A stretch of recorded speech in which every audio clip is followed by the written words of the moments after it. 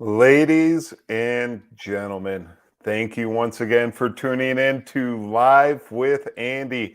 I am your host, Andy Dybala, coming at you from West Texas. The weather is finally starting to warm up a little bit. We had a couple 70-degree days this weekend. It's been getting into the 50s, supposed to be getting into the 60s. So the future is bright down here in the South, and spring is upon us. You don't have to listen to that pesky old groundhog that came out the other day saying winter is going to be around for a couple more months. As you guys can tell here, I don't know if you, I don't know if you can tell. Does something look a little bit different about me during this broadcast? No, it's not the beard.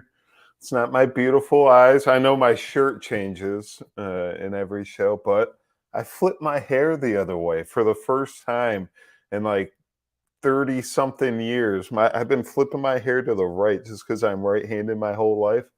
For the first time, I flipped it left just for you guys. It feels a little Conan O'Brien-ish. I got a little bounce to it. I didn't put any product into it, but I hope you guys enjoy it. My lady friend in the other room said it looks quite good, and I'm handsome as hell as always. So I hope I'm not disappointing my female fans out there, and I guess male fans if you float that way. I don't want to disappoint you either. You know what I mean. But besides my hair, we got a great schedule ahead of us.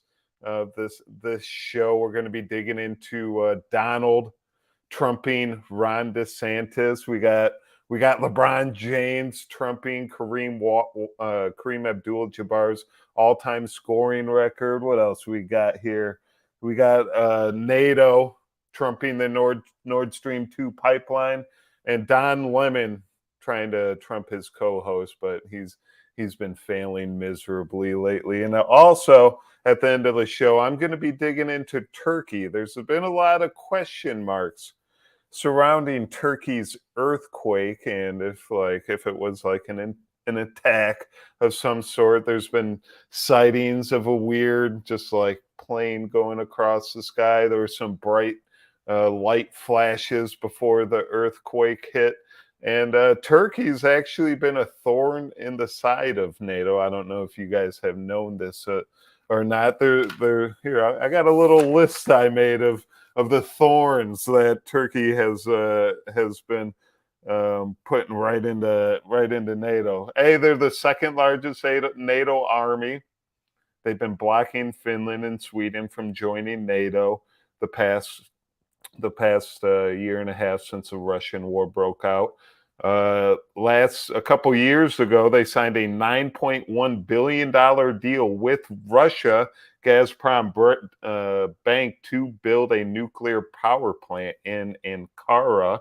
NATO doesn't like fellow NATO countries making nuclear deals with enemies like Russia. They also did a $2.5 billion deal where they acquired S-400 portable missile systems from Russia. That was a couple of years ago. NATO, they don't like you buying weapons from the enemy as well. They've been partnering with China on the Belt and Road Initiative, the Istanbul Canal Project. I've done some work on that, and how China is going to use that to get to Rotterdam. There's like a passage through the Aegean Sea, through the Black Sea to get through China, and they're going to use Turkey and the Istanbul to complete that project, hopefully. Turkey has actually been attacking U.S.-backed forces in Syria. The guys fight ISIS, and NATO doesn't like that as well. You got the Istanbul Canal Project as a whole, and just before the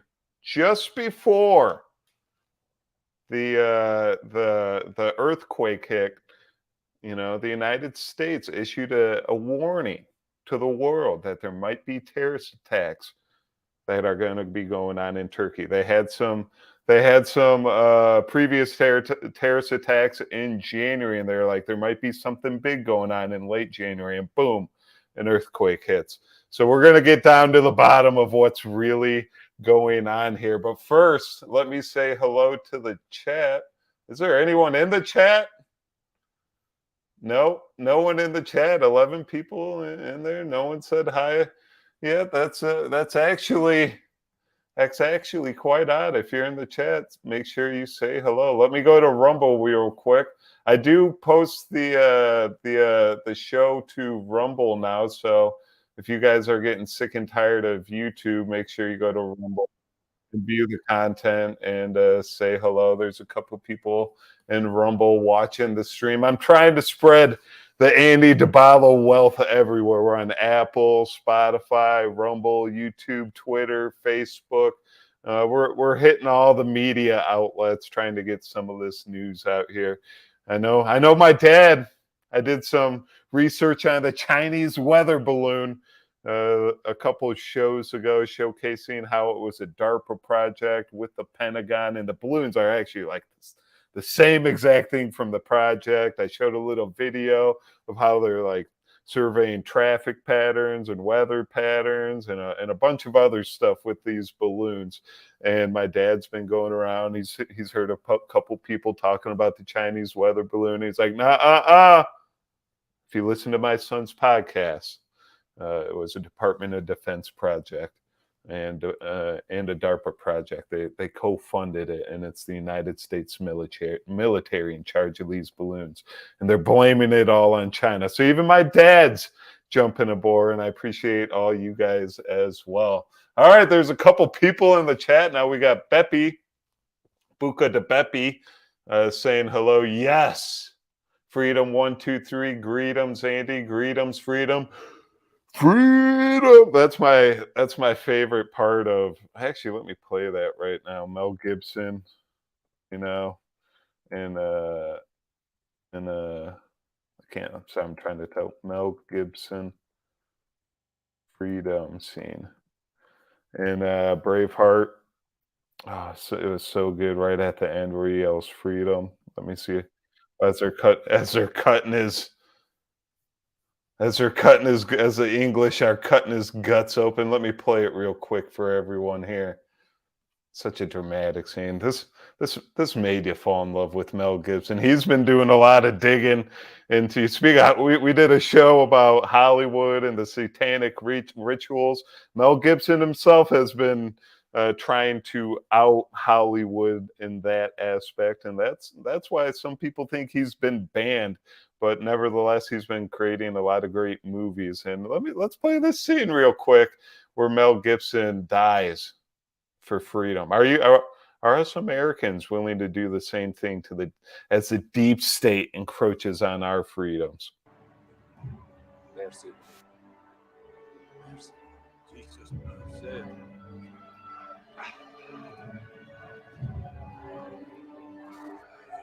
The prisoner wishes to say a word.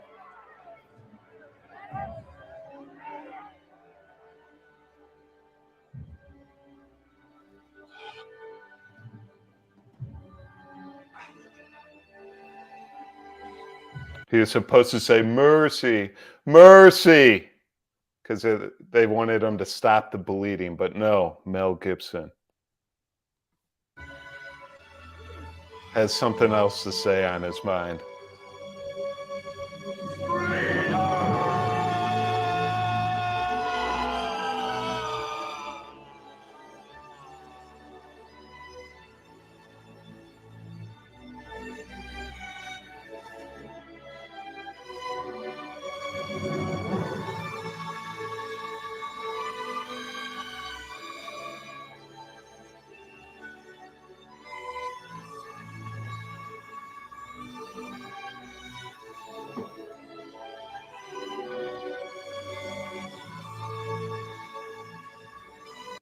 All right, I'm not going to continue, but you guys get the point. You know, Mel Gibson battling for Scotland's freedom. I'm a terrible accent. Scotland's freedom against the English. Great Britain. Fighting for the independence. He yells, freedom! I wonder how much steroids he had to do to get his neck to look like that.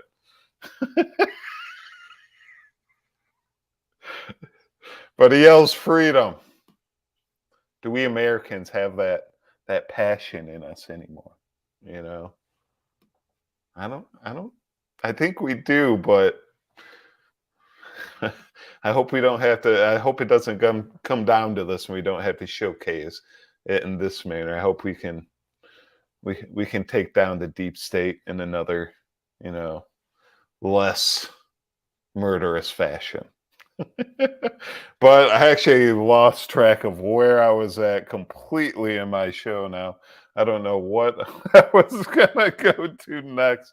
Off the rails with Mel Gibson and Braveheart. Make sure, if you got some free time on your hands, make sure you go check that out. All right. We got two supposed patriots battling for America's freedom, but they're battling against each other right now. We got Ron DeSantis sharing alleged photos, or no, Donald Trump sharing photos of Ron DeSantis, partying and drinking with high school girls when he was a teacher. And like, Donald Trump, come on, man. I guess if you're like a 19-year-old, I'm not sure how old he was, 20 years old. If you're a teacher, yes, you definitely shouldn't be partying with high school students like Ron DeSantis is here. But if there's they're only a couple years separating them, they might be 18 years old. I don't know the whole story, but Trump decided to share this picture, and it's a little funny coming from the man Donald Trump, because he's definitely had his issues with some young women in his time. I know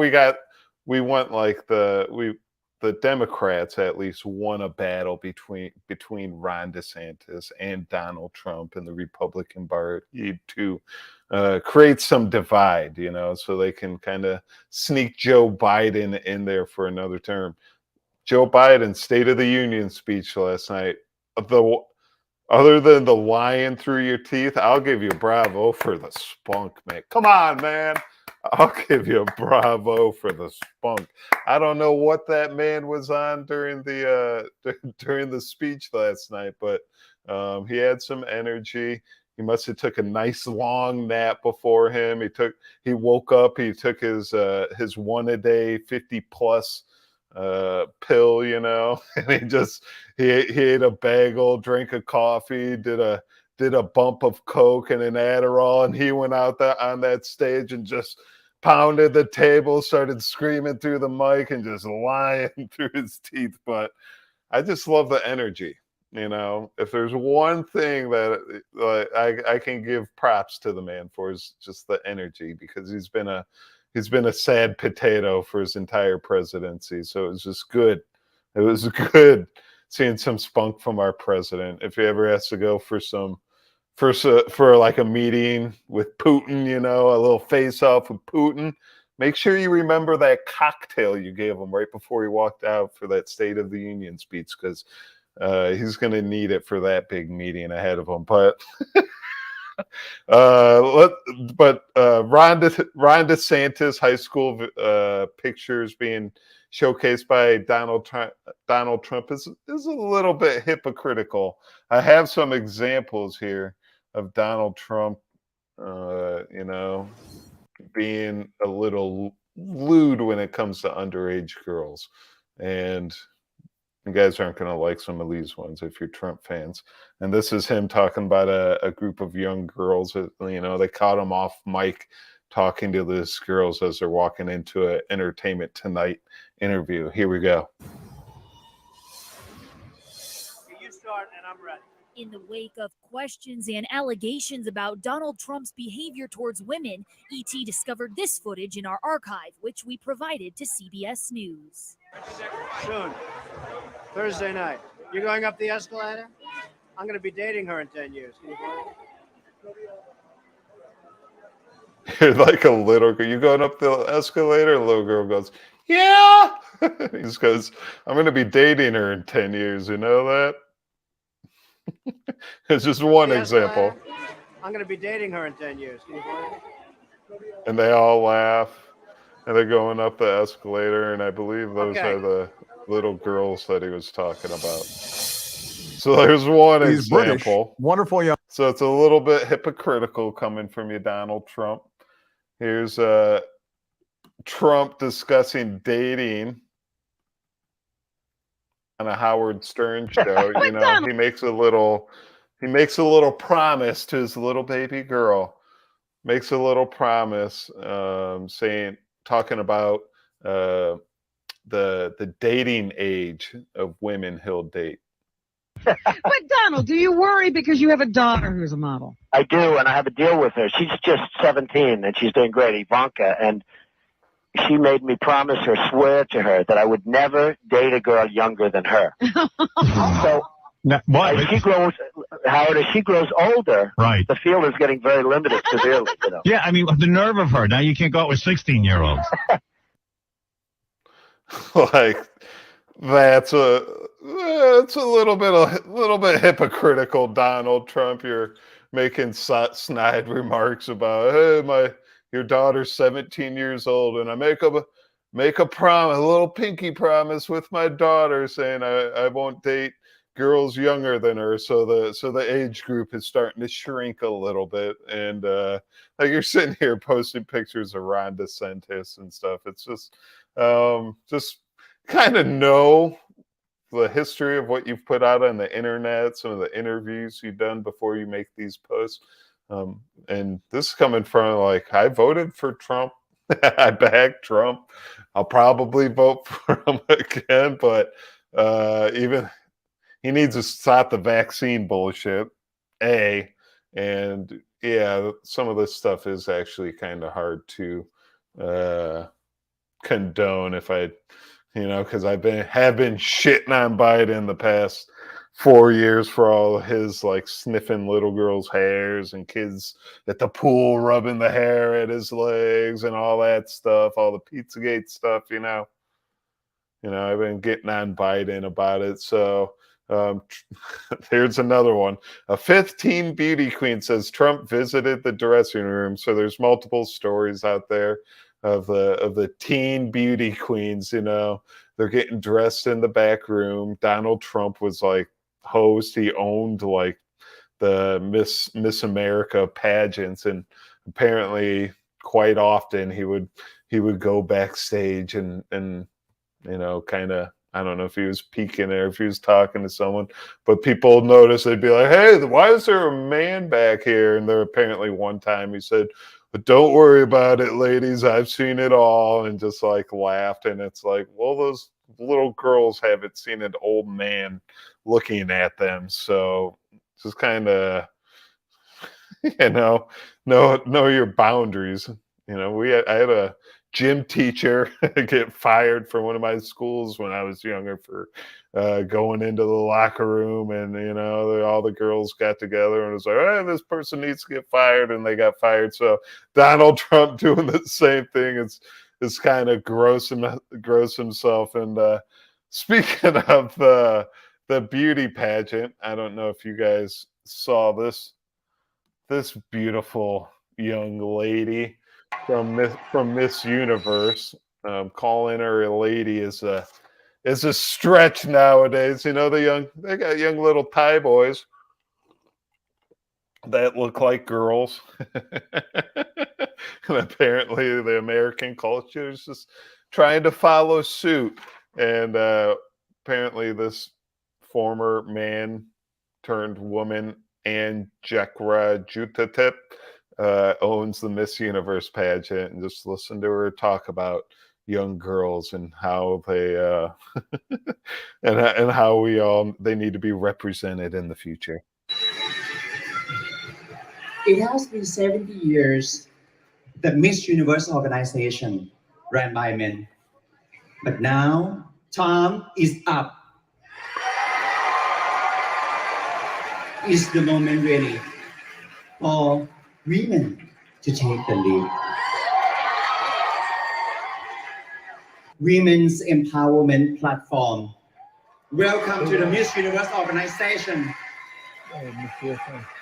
From now on, it's going to be ran by women, owned by trans women, for all women.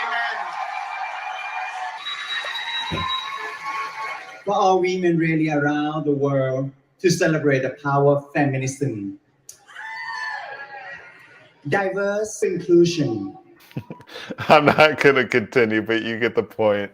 There's a dude who owns the Miss Universe pageant, and I don't know who would you rather have in your dressing room with your daughter as she's getting ready for the Miss Universe pageant. A bunch of these lady boys walking around, or Donald Trump peeking behind the curtain every once in a while. It's like, if you're at one of these Miss Universe pageants, it's pretty much doomed from the start. And I was trying to break down, like trying to figure out where all this, like these transgender issues like originally stemmed from. There's been a lot of questions, and I think I finally actually figured it out. And it's actually a documentary about Michael Obama. And I'm just going to let it play here for a moment, and I hope you guys enjoy it. This is a joke, by the way, just letting you guys know. Going in.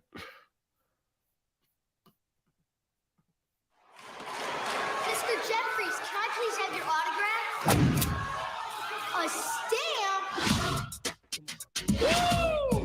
I love this game, baby! Here's Michael rolling around in the White I got House. to rethink cloning. Until it turned into a nightmare. What's up, G? I just saw you on the Gets in a fight at an NBA basketball game. Do you take it off like this? I was like, oh. Jamal Jeffries is suspended indefinitely. Michael's suspended. Just replace Jamal Jeffries with Michael. I packed it. Nobody wants you, not even the Clippers. And if he wants to play ball again, he's got only one option: to play as a woman. There's now Michael turns into Michelle. Juana Man? Juana Man. Juana Man. Yes, Juana Man. Whatever. No one's gonna believe you. I figured it out, guys, where the transgender issues where they came from, the birthplace of them. She's all that in a Hot Wheel track. Documentary about Michelle Obama called Juana. Smoke is smoke. You know what? You have one tall glass of water, and I'm And telling you straight up. there's Barack, former rap star Now from Chicago. Oh my God, Lord, what are you doing? Taking a shower, aren't you? He's in a hole. See, this is exactly what's going on at these.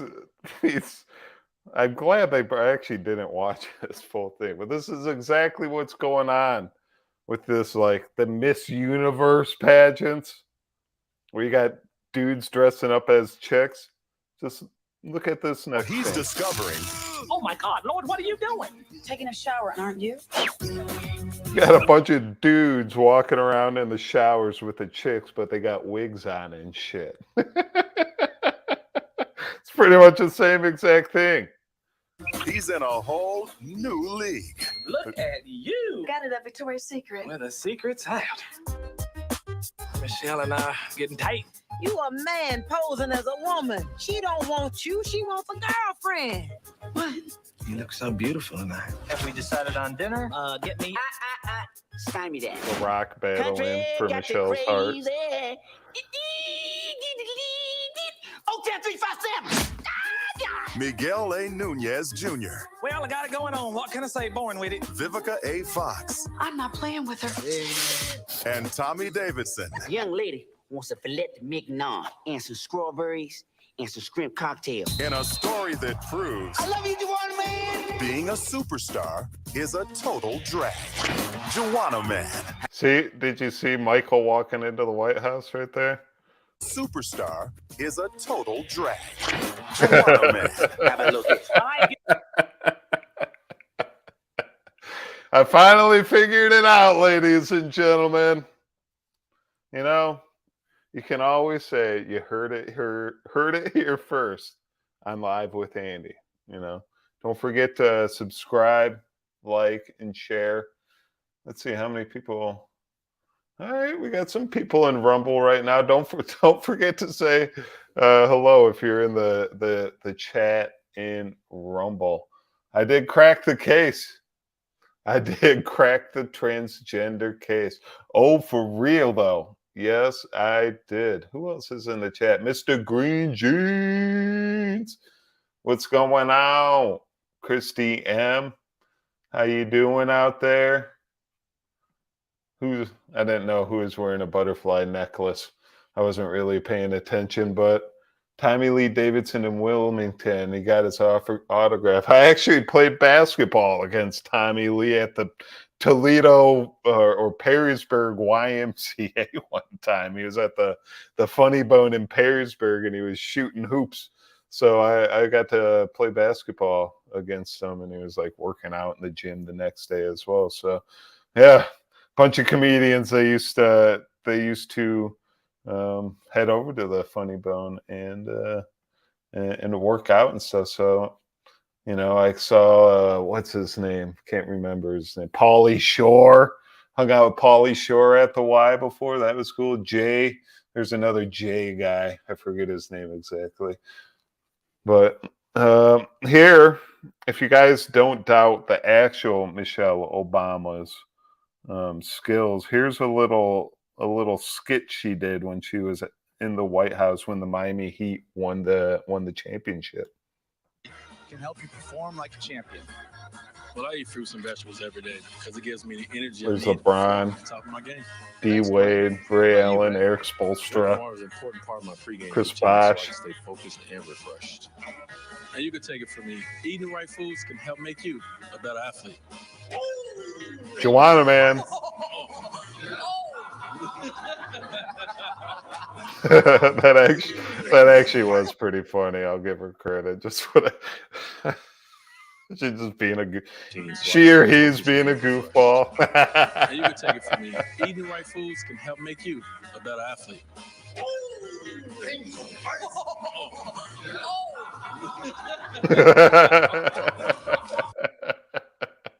I don't think Melania is doing anything like that, you know, just having a goof, having a ball. I appreciate people in general that are able to just like lighten up a little bit, be able to make fun of themselves, laugh, you know, enjoy the sunshine. People that walk around with a cloud over them all the day, you know, it's doomsday. What are you doing, Andy? I get people like commenting on my show. What are you doing? Having so much fun. Get serious.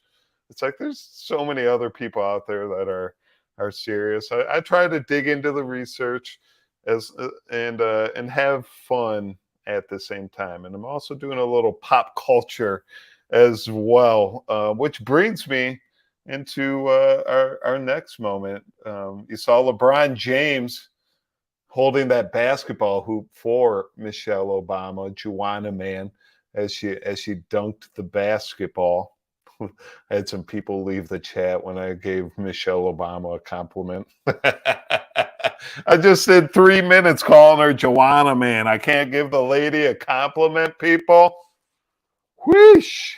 That's the dark cloud people. You can just go, dark cloud people, just go ahead and leave.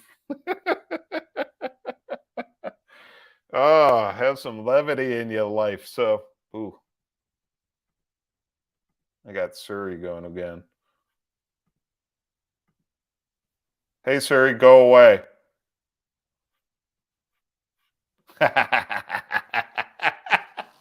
She went away. I don't know if you guys heard that. Sometimes technology is great. Right now, they listen to you. When Skynet takes over, they won't. I'll be like, "Hey Siri, go away," and she'll be like, "What'd you say, motherfucker?" And then she'll like pull out an Uzi and just say hello to my little friend. And then I'll just be laying here during my podcast, and he'd be like, "Was that really Siri?" Oh, just having a little fun. All right, so you saw LeBron James in the background of that Michelle Obama dunk contest at the White House. He set a nice little record last night. If you guys have been paying attention to the news, and he is now the NBA's all-time scoring leader. And I want you guys to pay attention here. You see this? This is filmed from a cell phone. And it says, "We are all witnesses at King James." And it's like all these, just look at the amount of people actually not watching the event with their own eyes. They're holding up a cell phone. It's like you're witnessing one of the greatest sporting achievements in sports history. LeBron James breaking Kareem Abdul Jabbar's all-time scoring record. And you're just going to be standing there with your phone for internet clout. You know what I mean? Sometimes in life, you just got to stop, put your phone in your pocket, pick up the rose and smell it.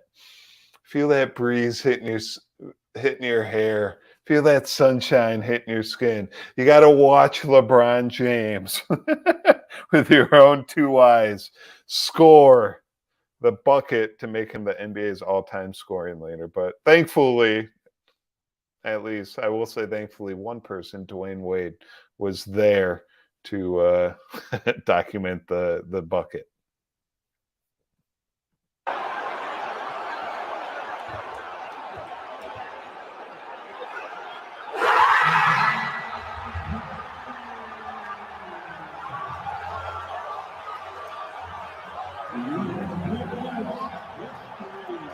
I'd like to give LeBron James some props, you know. He's an Ohio boy. I'm an Ohio boy. And to see an Ohio kid become the NBA's all-time scoring leader is a great thing in my eyes. I looked up to the guy. I actually, in high school, went and saw him play a couple different times. He came to the Savage Arena in Toledo, you know, sold out, 25,000 people there while he's a high school player. This is what he did, going around the country from the time he was literally like 15 years old. This is like people just reaching for autographs. So the fact that this man could stay focused for so long with all this pressure on him. He's the next Michael Jordan. He's the next one.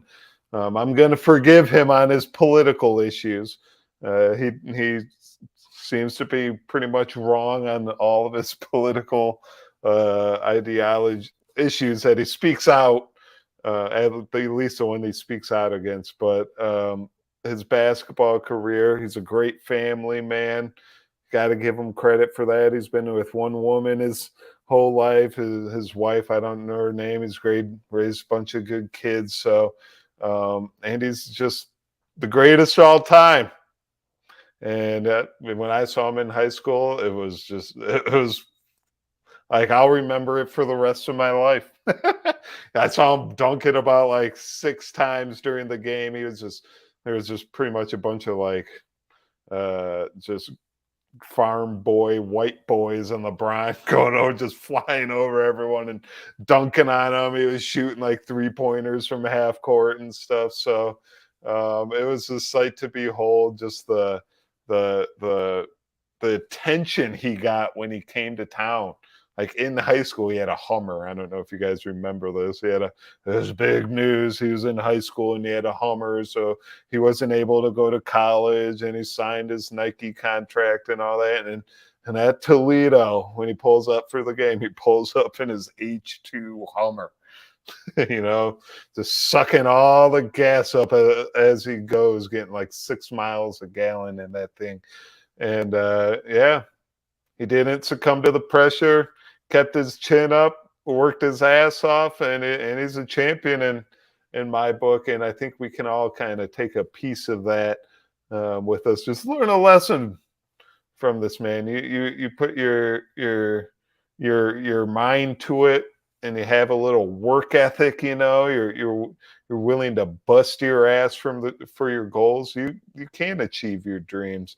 And LeBron James, he did just that, and I hope all you guys appreciate that and can find it in yourself to bust your ass for your dreams as well. LeBron is a political twit. Yes. Not to say that I'm not a political twit sometimes. I definitely am, but LeBron seems to be like all the time. He tried to patent Taco Tuesday, for Christ's sake. Who tries to patent Taco Tuesday? LeBron James. All right, I got a couple other stories before I get into Turkey. We're 35 minutes in. I try to last an hour, but sometimes you run late.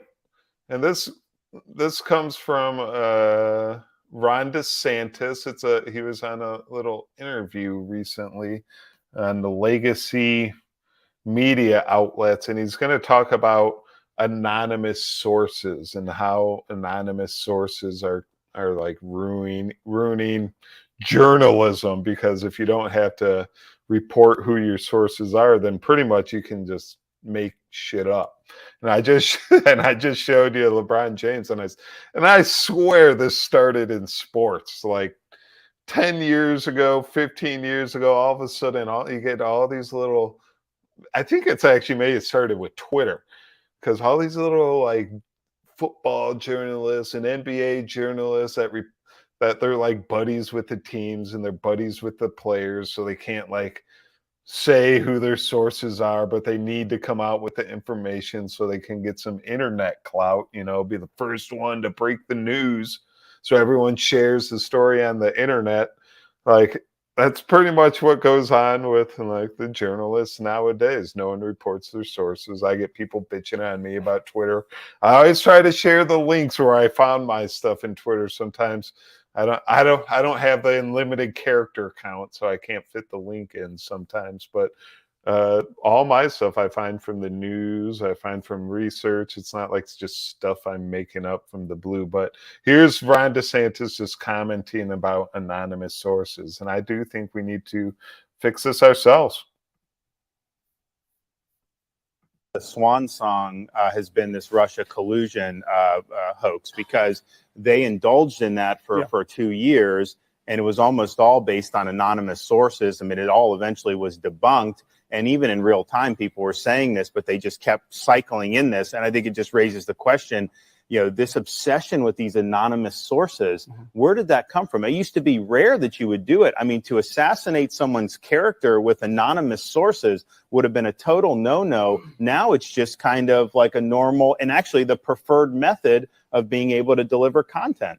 The swan song has been... And yeah, I mean, you get us citizen journalists kind of just talking out of our heads sometimes, and we can't remember sources and blah blah blah. You think stuff is just out there in the zeitgeist, so you don't cite yourself all the time. But if you're a mainstream news network, it is like your job to cite your work. If you're writing articles and stuff, you're supposed to be putting where you got your information from. And if it's all just anonymous, how can we consider you trustworthy? So that's why you come here to Live with Andy. I guess I should start sharing all this stuff in the chat, but it's it is you guys see the videos, you see the articles, I'm not like just kind of writing stuff down myself and showing it on the screen. All right, I think I'm going to leave some of these other news stories for Friday's show because I'm running a little long here. So, unfortunately, Don Lemon, you saved. I might get into the Nord Stream 2 pipeline with this next story. I don't know if you guys know, but the Nord Stream 2 pipeline, an award-winning journalist, Seymour Hersh, did a story breaking down how NATO was the one that actually destroyed the pipeline with this live exercise they did in whatever sea, I forget what sea the pipeline blew up in off the top of my head. But NATO, they were out there doing these live exercises. Americans were there. They got pictures. He has pictures of the divers going down and putting little bombs on the pipeline and stuff. So make sure you go check that out on Substack on Seymour Hersh. But without further ado, I'm going to be digging in. I'm going to be showcasing some of the research I've been doing on Turkey, if I can find the right webpage here. Okay, so as you guys know, give me a pause here to find my work so I can cite my sources so I'm not anonymous anymore. So you got this, so you guys know there's a 7.8 magnitude earthquake in Turkey the other day. And here's a little map of where it hit exactly, kind of on the border of Syria. And I kind of pay attention. Remember real quick, see that city right there? Ankara. That is where actually Russia and Turkey collaborated on a $9.1 billion power plant. So luckily that power plant was just out of the shock and tremble zone of this earthquake. So there were no issues there. It's actually not completed yet. It shall be done soon though. But the reason I'm bringing the earthquake up is because there's been some like stories about like, was this an earthquake? Was this an attack? What's really going on? We know like they do weather manipulation, they do geoengineering, they're digging to the center of the earth. They got nuclear weapons everywhere. It's like they got heated, what do they call them? Like heated lasers or whatever the hell they are. I'm not sure off the top of my head. There's quite a bit of conspiracy theories about the type of weapons that are being used. But there's a couple different videos showcasing like flashes of lights and some strange vehicles being flown around in Turkey. I'm going to showcase those. I'm going to, and then after I showcase these videos, I'm going to give you a different story that happened 12 years ago. And I want you to kind of layer the story I'm going to show you with some of the stuff you're seeing now. So let me get it up on the screen real quick.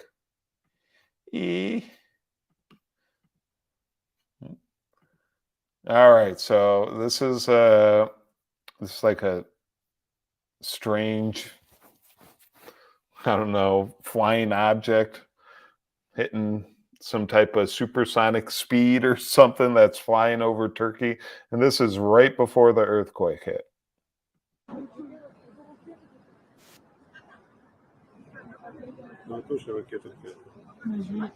Смотри, в этом доме тоже свет погас.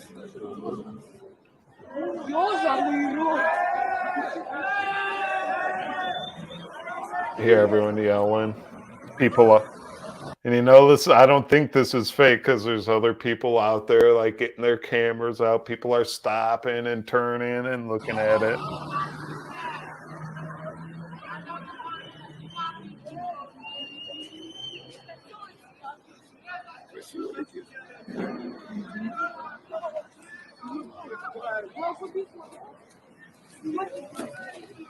It's like, what the hell this is that thing? That's like moments. This is like moments before the earthquake hits.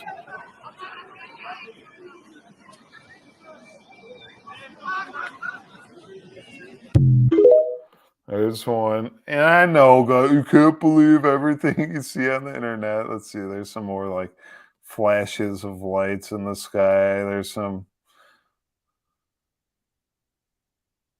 There's like a weird follow-up from my last video that's attached down at the bottom. You Weird look, cloud. This strange stuff has been happening in the sky. I attached a video of the clouds actually moving.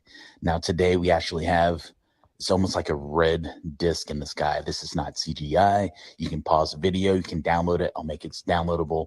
This is original raw fucking footage in the sky of this weird shape that is not normal. Go ahead, say it's some weather, natural phenomenon. This is not normal. It's a red cloud that looks like a fucking UFO, and it keeps moving and changing. I have a little bit more closer up. Okay, so there's shit. Just lost my spot. There's a couple more videos about big flashes that happened in the sky right before the earthquake hit. And one here's a warning the United States issued. This is actually on what was the date? January 30th. So right before the earthquake, U.S. issues another warning of possible terrorist attacks in Turkey. So this is like, in my opinion, like the United States, if they are involved in this, if the Department of Defense, the powers that be, whoever is willing to create a man-made 7.8 magnitude earthquake, we know it's possible. Don't make me pull out the video clip from Ocean's 12 where they break into the casino, and they create an earthquake and it shuts the electronic monitoring security system down, and then they're able to break in and steal all the money. It's possible according to Ocean's 12, so you better believe it. But the United States, right before the earthquake, they're trying to cover all their bases. They're like, okay, they're, just like they did with like 9/11, going to war with because of weapons of mass destruction. They're like, hey, it's a terrorist attack.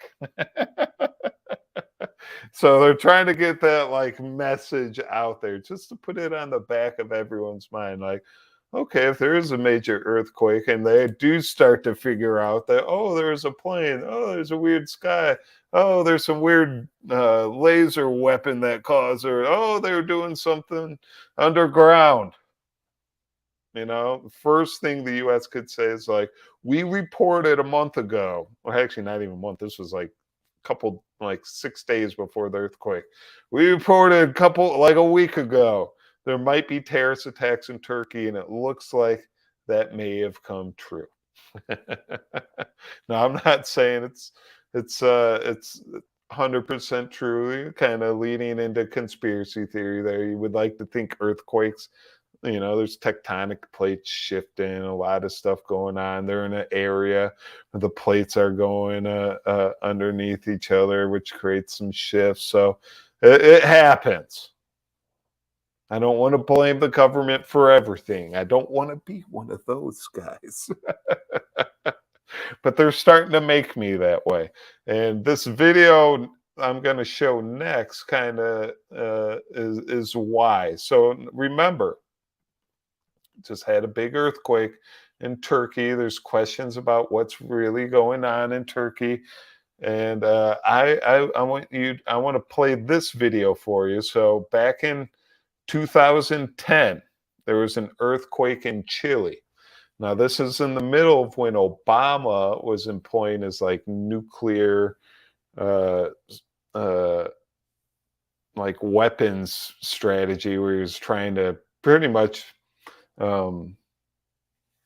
collect all the uranium samples throughout the world, all the stockpiles that were left over, and process them in our United States plants so the world can be a safer place.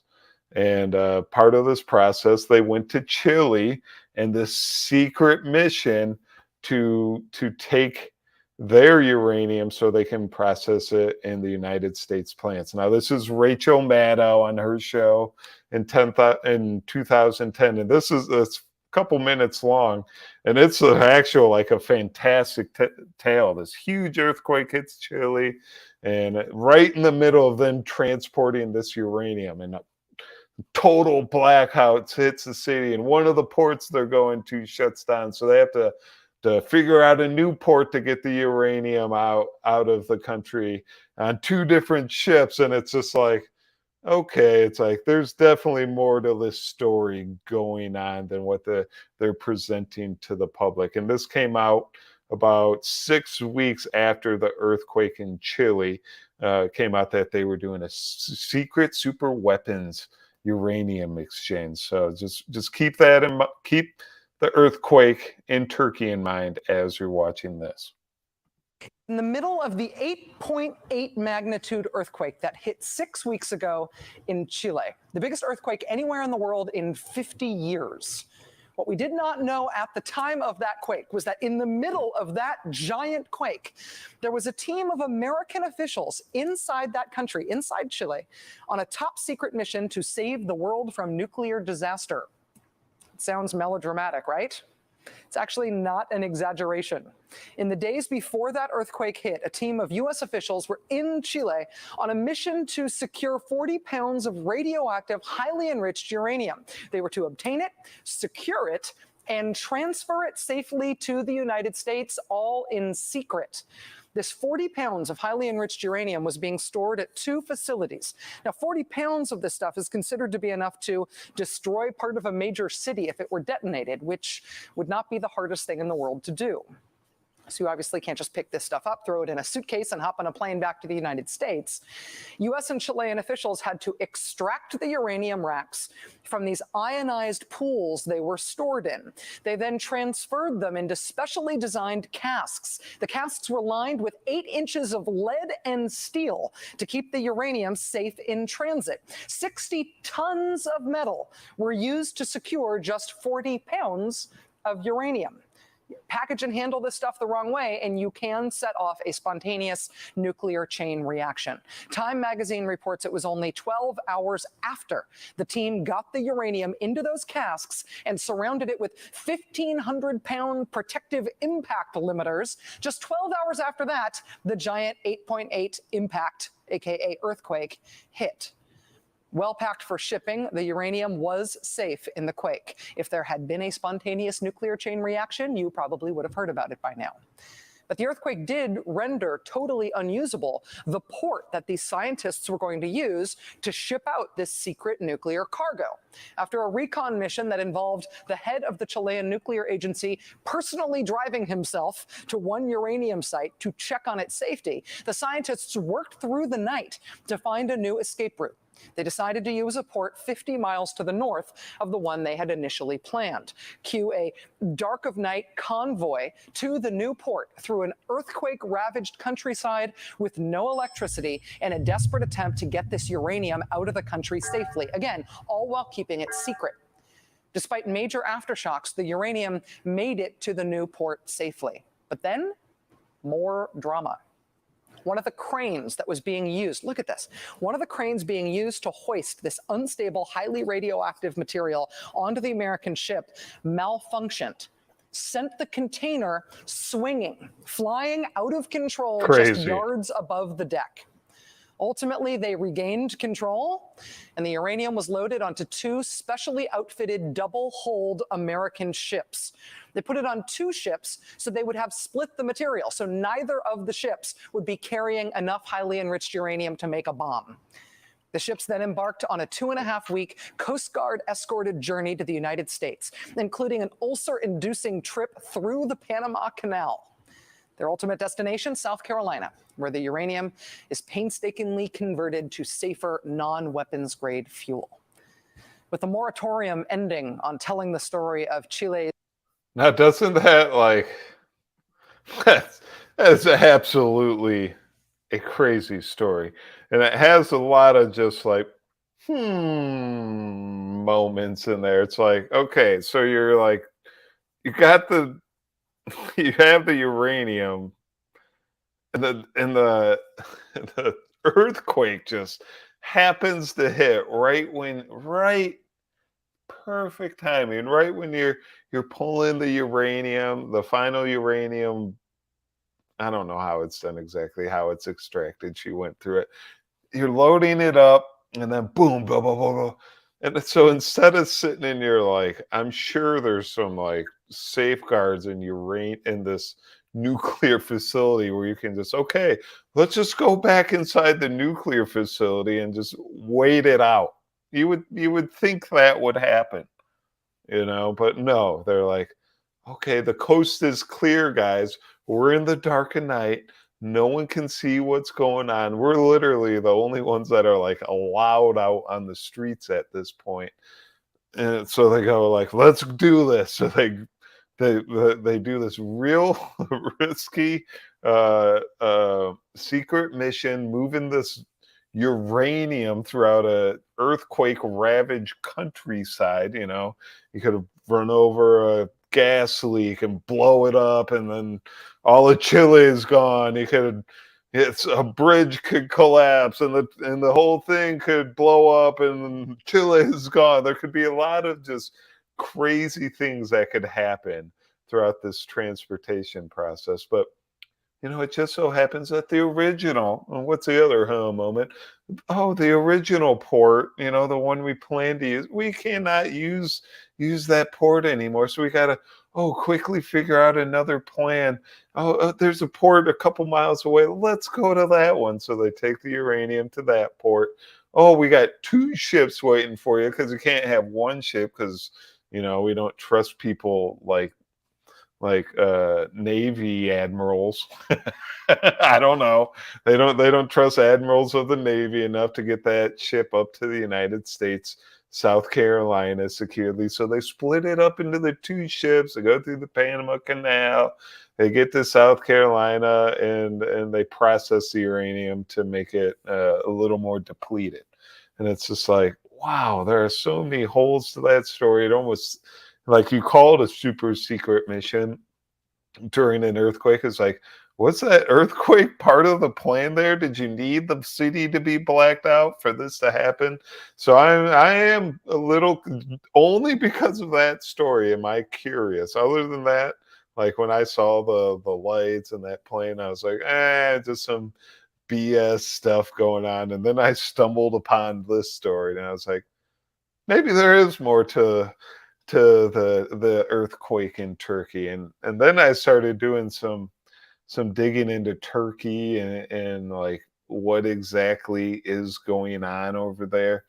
And there's a lot of issues, a lot of strife between Turkey and NATO. And I'm going to bang through these articles real quick and just and wrap up the show. I'm trying to keep these around an hour, and unfortunately I've been going over. So just bear with me. We got how Turkey is ruining NATO's moment of unity. Here's President Erdogan. He's blocking Sweden and Finland from joining NATO. He has this ultimate veto power, and he says no. He's like, we don't need NATO encroaching on Russian territory anymore. And actually,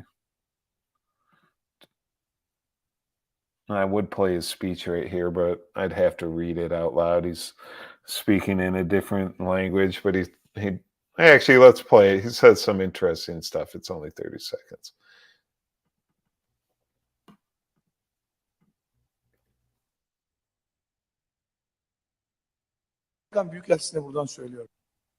So he says, I say to the American ambassador from here, I know which journalist you wrote to get your dirty hands off Turkey. Amerikan Büyükelçisi'ne buradan söylüyorum. Hangi gazetecilere yazı yazdırdığını biliyorum. Pis ellerini Türkiye'nin üzerinden çek. Çok net söylüyorum. I'm telling you very clearly, get your dirty hands off Turkey. I know clearly what you have done. What steps you have taken and how you want to confuse Turkey. Get your dirty hands, those grinning mass faces away from Turkey. This is clear here. So he's telling the United States, get out of our affairs. You don't belong here, buddy. And Turkey, yeah, like I said earlier, they're a thorn in NATO's sides. They're blocking Sweden and Finland from joining NATO. And they also do they team up with Russia. on occasion. You got the Russian state firm signs $9.1 billion loan deal to fund the nuclear plant in Turkey. Now, I don't know if you remember that map I showed you earlier of the Ankara, Turkey. You remember that little city right outside the earthquake zone?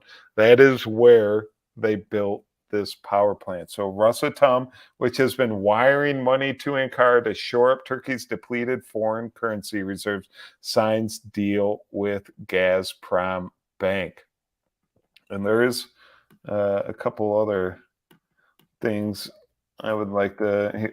Here's a different article pretty much saying the same thing.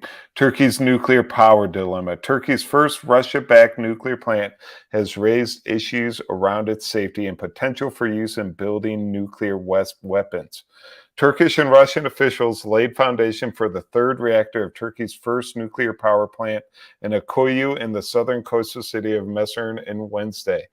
The plant's first reactor unit is expected to be operational in 2023, the centenary of the Turkish Republic, and the remaining units in 26. So they're building more. The co-construction of the Kuyu plant started in April 2018, 8 years after the two countries signed an intergovernmental agreement. The project is owned by the Russian energy company Rosatom, while the Turkish Akoyu is the licensed owner and local operator. Once completed, the plant is expected to produce 35 billion kilowatt hours of electricity annually, about 10% of Turkey's total electricity supply.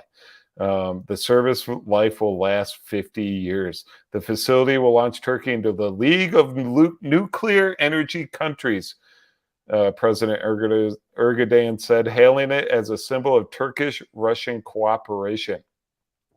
Russian President Vladimir Putin, who spoke at the event via video conference from Moscow, called it a truly flagship project. Akuyu is the only nuclear power facility under construction in Turkey, but a second project in the Black Sea province of Sinop is expected to kick off this year.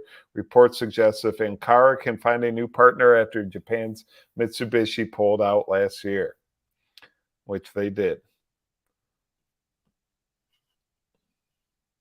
So this is pretty much, the United States, NATO. They don't like Turkey partnering up with Russia on their power supply. They want all the funds coming to themselves, and unfortunately, it doesn't always work that way.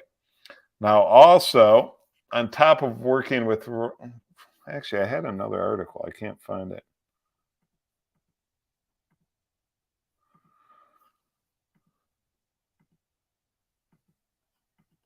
Okay, so I can't find the article. I must have deleted it when I was doing all this other crap, setting up for the show. But just trust me in the fact that there was a $2.5 billion missile deal where Turkey bought this S-400 missile system from Russia, and the NATO didn't like that as well. So Russia has been supplying Turkey with energy and weapons for the past 5 years, and NATO doesn't take kindly to that. So when you see an earthquake in their territory and you have some of these other stories of like the United States running secret missions during earthquake in Chile, it does kind of raise some red flags.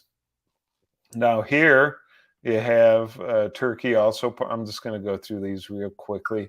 Turkey partnering up with China.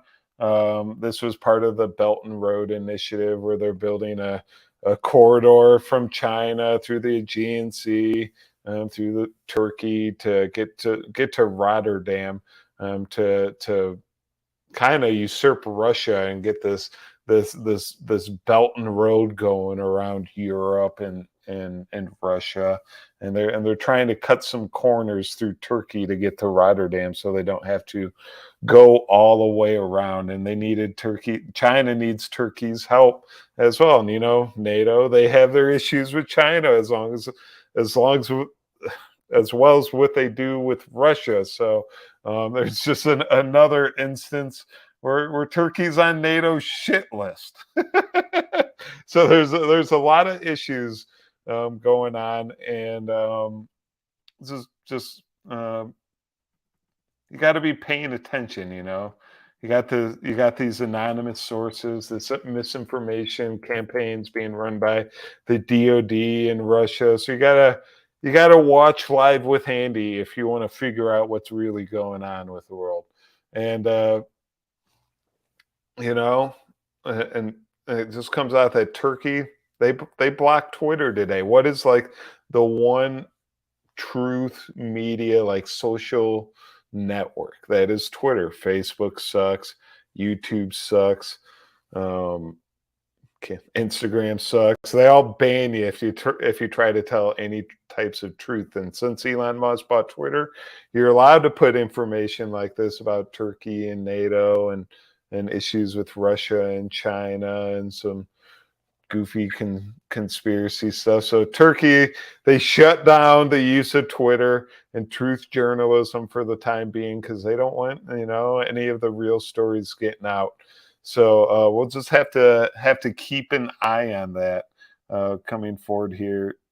moving forward here in the future.